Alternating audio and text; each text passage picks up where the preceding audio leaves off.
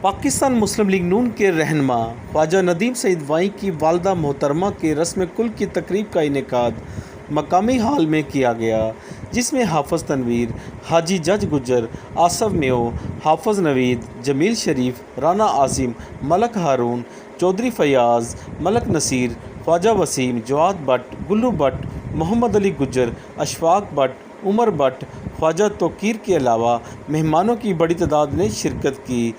رسم کل کی تقریب میں قرآن خوانی اور نعت خوانی کروائی گئی۔